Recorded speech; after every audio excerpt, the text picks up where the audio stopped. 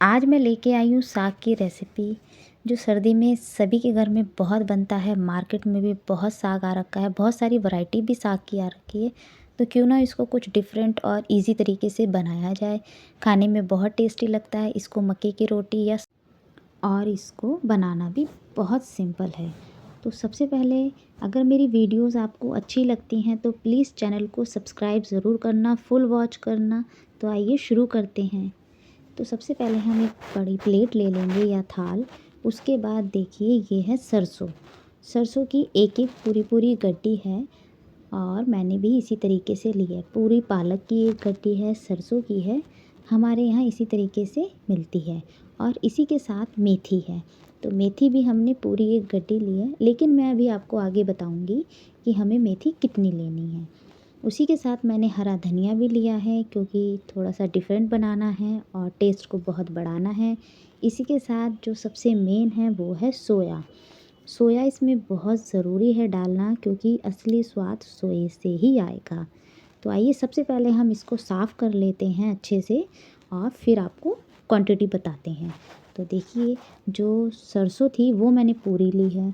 उसी तरीके से पालक भी मैंने दोनों को बराबर ले लिया है। ठीक है। अब हम लेते हैं मेथी। तो मेथी हमने सबसे पहले कितनी ली है? देखिए, मेथी हमने बिल्कुल थोड़ी लेनी है, बहुत ज़्यादा नहीं, यानी कि धनिया के अकॉर्डिंग। और इतना ही हमने धनिया लिया है।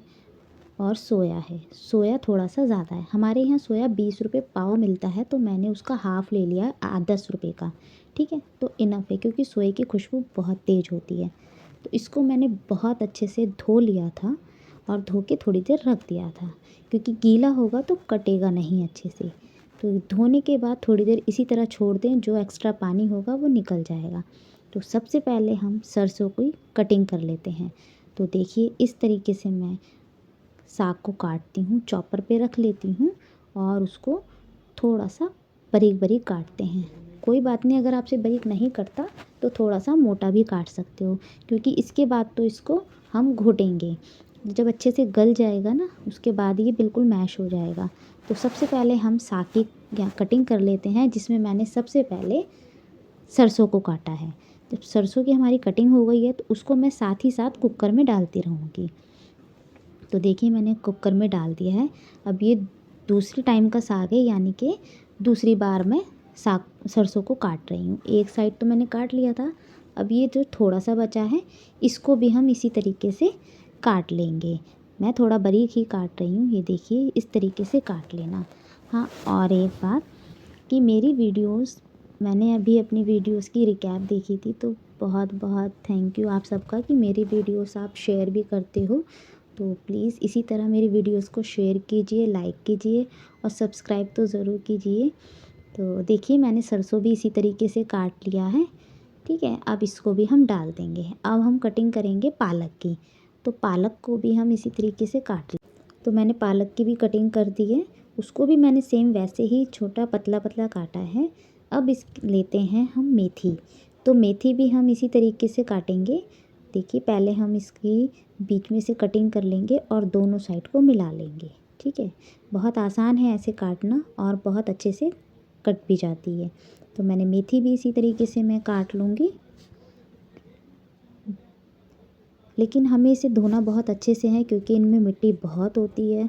तो हरी सब्जियां बहुत अच्छे से धोनी चाहिए, ताकि हम इतनी मेहनत करें और इसमें अगर किरकिराहट आ जाए तो मेहनत बहुत ख़राब हो जाती है। तो देखिए, मेथी भी बहुत अच्छे से कट हो गई है हमारी। अब इसके बाद हम इसमें कटिंग करेंगे हरा धनिया। हरे धनिए को भी हमें सेम इसी तरीके से काटना है। उसको भी हम इसी तरीके से छोटा छोटा बारीक बारीक, जैसे सब्जी में डालते हैं उस तरीके से काट लेंगे। अगर इसमें आप सोया डालोगे ना, ये जो भी हम साग बना रहे हैं, इसमें दो चीज़ से सबसे ज़्यादा टेस्ट आता है। एक है सोया और राई। मार्केट में राई अभी आई नहीं है, तो इसलिए हम इसकी जगह सोया डाल रहे हैं। सोया और राई से टेस्ट बहुत बढ़ जाता है साग का। नहीं तो टेस्ट आपको ढूंढना पड़ता है साग में। अगर सिंपल सरसों का भी साग बनाओगे ना, तब भी आपको इतना टेस्ट नहीं आएगा। अगर उसमें थोड़ी सी राई या सोया मिला दो तो बहुत अच्छा टेस्ट आता है। तो देखिए, हम सोए को भी इसी तरीके से धनिए की तरह काट लेंगे और कुकर में डाल देंगे। ठीक है, तो मैंने सारी सब्जियां जो हरी पत्ते वाली थी सबको काट लिया है और इसी तरीके से साथ साथ मैं कुकर में डालती जा रही हूँ। तो देखिए मैंने सारी सब्जियां काटने के बाद कुकर में भर दिया है। अब ये है हरी मिर्च और अदरक। मैं सिर्फ हरी मिर्च और अदरक डाल के इसको उबाल लूँगी और ऊपर से हम इसमें डाल देंगे नमक। तो नमक अभी हम 1 चम्मच डाल रहे हैं क्योंकि जब हम तड़का लगाएंगे हमें तब भी नमक डालना है, तो नमक थोड़ा कम ही डालें। उसके बाद आधा गिलास पानी डाल देंगे इसमें और हम सीटी लगा देंगे। हल्का सा इसको थोड़ा सा दबा दें, मैंने भी थोड़ा सा ऊपर नीचे कर दिया था इसको। और इसके बाद मैं इसमें ढक्कन लगा के इसको गैस पे रख देते हैं। तो गैस ऑन कर लेते हैं। गैस को जैसे ही ऑन करा है मैंने इसके ऊपर रख दिया है कुकर। अब देखिए कुकर रखने के बाद हमें कितनी सीटी लगानी है, हमें 2 से 3 सीटी में ये अच्छे से पक जाएगा। तो सीटी भी लग गई है इस तरीके से। तो देखिए हमने इसमें 3 सीटियाँ लगा ली थी, अब प्रेशर निकल गया है तो हम कुकर खोल के देख लेते हैं। तो बहुत अच्छे से तो साग तो बिल्कुल तैयार हो गया है, बहुत अच्छे से पक गया है, यानी कि ये इसके जो पत्तियाँ थी बहुत अच्छे से गल गया है। ठीक है, अब हम इसको इसी तरीके से चम्मच से थोड़ा घोंट लेंगे। घोंटने से पहले हम इसको बहुत अच्छे से मिक्स करेंगे ताकि ये बहुत अच्छे से मिक्स हो जाए। ठीक है, अगर आपके पास वो जो बिलोई बोलते हैं वो है तो आप उससे कर लीजिए। अगर आपको इससे नहीं करना, मिक्सी में है तो मिक्सी में एक रुक रुक के थोड़ा सा चला लीजिए तो वो भी सही है। मैंने इसको मैशर होता है जो, उससे मैश कर लिया है। ठीक है, मैं तो मेरे लिए तो ये इजी था तो मैंने इसको इसी तरीके से मैश कर लिया है क्योंकि हल्का दानेदार ही अच्छा लगता है। एकदम क्रीम की तरह यानी कि पतला पेस्ट बन जाए उसमें साग में मज़ा नहीं आता जब तक साग थोड़ा सा हल्के उसके रेशे ना आए। तो ठीक है, अब हमारा मतलब साग तो हमने घोट लिया है, उसको रख दिया एक साइड। अब हम इसमें डालेंगे मेन, जिससे इसका टेक्सचर एकदम गाढ़ा और अच्छा सा हो जाए, तो उसके लिए है बेसन। तो बेसन मैंने 3 से 4 चम्मच बड़े वाले लिए थे और इसका एक पतला सा घोल बना लेंगे। और घोल ऐसा बनाना है कि उसमें घुटले नहीं होने चाहिए, बिल्कुल एकदम पतला सा हो। देखिए इस तरीके से मैंने इसको पतला कर लिया है। तो इसको भी अब हम गैस पे रख देते हैं कुकर। कुकर रखने के बाद जो हमने बेसन का घोल बनाया था वो हम इसमें अब डालेंगे। तो गैस हमारा ऑन है, अब ये इसमें मैं डाल देती हूँ। डालने के साथ साथ हमें इसको साथ साथ चलाना भी है, नहीं तो इसमें घुटले पड़ जाएंगे। ठीक है, यानी कि वो दाने दाने से जो होते हैं वो बन जाएंगे। तो मैं इसी तरह इसको कंटिन्यू चलाती रहूँगी जब तक ये अच्छे से मिक्स ना हो जाए और गर्म ना हो जाए। ठीक है, तो बस इसी तरीके से इसको कंटिन्यू चलाते रहना है।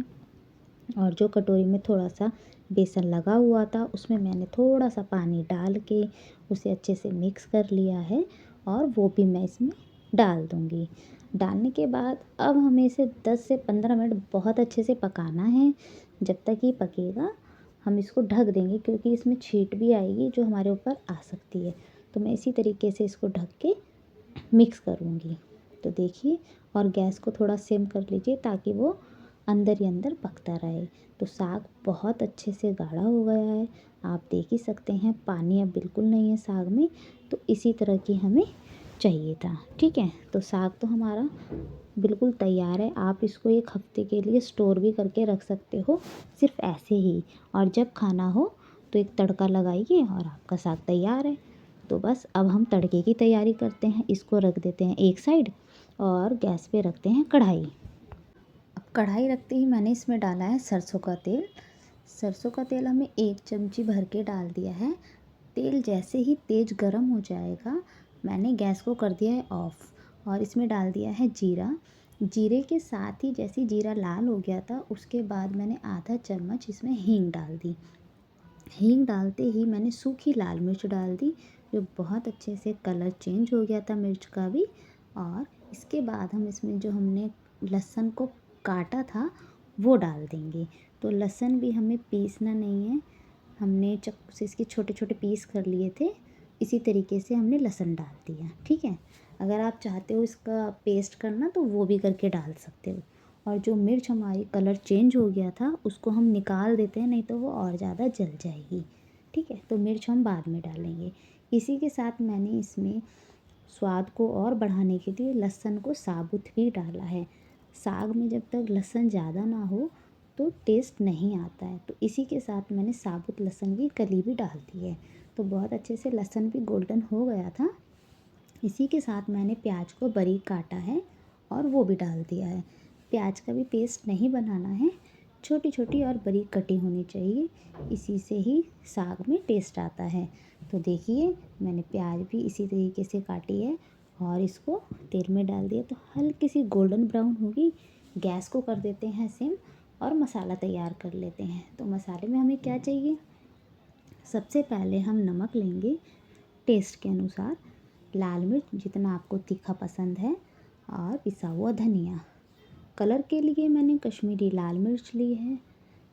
और इसके बाद अब हम इसमें डालेंगे थोड़ी सी हल्दी। हल्दी बहुत ज़्यादा नहीं डालनी है, थोड़ी सी डालनी है सिर्फ कलर के लिए। तो देखिए मसाला तैयार है। अब हम जाते हैं अपने प्याज को भी चेक कर लेते हैं। प्याज बहुत अच्छे से गोल्डन ब्राउन हो गई है। इसी के साथ मैंने जो मसाले निकाल के रखे थे वो भी मैं इसमें ऐड कर दूँगी और थोड़ा सा पानी डाल दूँगी इसमें, ताकि मसाले बहुत अच्छे से पकने लग जाएं। तो देखिए इस तरीके से थोड़ा थोड़ा करके पानी डालना है और मसालों को पकाना है। तो देखिए कलर बहुत अच्छा आ गया है तेल में और मसाले भी पकने लगे हैं। अगर पानी डाल दोगे तो मसाले जलेंगे नहीं, बिल्कुल सही तरीके से पकेंगे। तो तेल बहुत अच्छे से ऊपर आने लगा है। इसी के साथ हमने टमाटर भी छोटे छोटे ही काटे हैं। टमाटर की भी प्यूरी नहीं बनाई है। इसमें ज़्यादातर चीज़ें काट के ही डाली जाती हैं, यानी कि साग में सब कुछ काट के ही डाला जाता है, किसी का भी पेस्ट नहीं बनाया जाता। तो टमाटर भी हमने बारीक काटे थे और वो डाल दिए हैं। तो टमाटर जब तक हमारे मेल्ट ना हो जाए मसाले में, इसी तरह हमें पकाना है और मसाले को भी। तो मसाले का रंग जब तक चेंज ना हो जाए, आप देख ही सकते हो तेल किस तरीके से ऊपर आ गया है। तो मसाले का रंग बहुत अच्छे से नज़र आ रहा है आपको, बहुत बढ़िया से पक गया है। क्योंकि मसाला जब तक भुनेगा नहीं तब तक टेस्ट नहीं आएगा। तो मसाले को बहुत अच्छे से आपको पकाना है। तो देखिए मेरा मसाला तो बहुत बढ़िया से पक गया है। इसी के साथ मैं इसमें ऐड करूँगी कसूरी मेथी। तो कसूरी मेथी डालने से पहले तवे पे हल्का सा रोस्ट कर लो, जिससे ये थोड़ी सूखी सूखी हो जाए, यानी कि अच्छे से हम मसल के इसको डाल सके। तो देखिए मैंने कसूरी मेथी डालने के बाद भी 1 से 2 मिनट इसको पकाया है। उसके बाद जो हमारा साग बिल्कुल तैयार था वो हमने मसाले में डाल दिया है। तो आप देख ही सकते हैं मसाले में डालते ही साग का रंग बहुत अच्छा लगने लगा है और ये साग बहुत टेस्टी बना है, बहुत बढ़िया बना है, खुशबू बहुत अच्छी आ रही है। ज़रूर ट्राई करना इस तरीके से। साग तो आपने बहुत बार खाया होगा, हर बार हर तरीके से बनाया है। एक बार इस तरीके से बना के देखना, आप साग के दीवाने हो जाओगे। तो कलर बहुत अच्छा आ गया है साग में। तो इसको 1 से 2 मिनट और पकाएंगे, ताकि मसालों के साथ ये बहुत अच्छे से सेट हो जाए। तो देखिए उबाल आने लगे हैं और जो हमारी मिर्च थी वो भी हमने ऊपर से डाल दी है, नहीं तो मिर्च जल जाती अगर इसी में छोड़ देते। तो तैयार है हमारा मिक्स साग। सरसों का साग नहीं, ये मिक्स साग है। लहसुन के एक एक पीस बहुत अच्छे से नज़र आ रहे हैं, टुकड़े भी नज़र आ रहे हैं और कलर बहुत ही बढ़िया आया है। तो आइए सर्व करते हैं। थोड़ा ठंडा होने पर मैंने इसको सर्व करा है। आप इसको मक्के की रोटी या बाजरे की रोटी के साथ एंजॉय करें, आपको बहुत अच्छा लगेगा और ज़रूर ट्राई करें। वीडियो कैसी लगी है प्लीज़ ज़रूर बताएं और इसको ज़्यादा से ज़्यादा शेयर करें। फिर मिलते हैं इसी तरह की आसान इजी रेसिपी के साथ।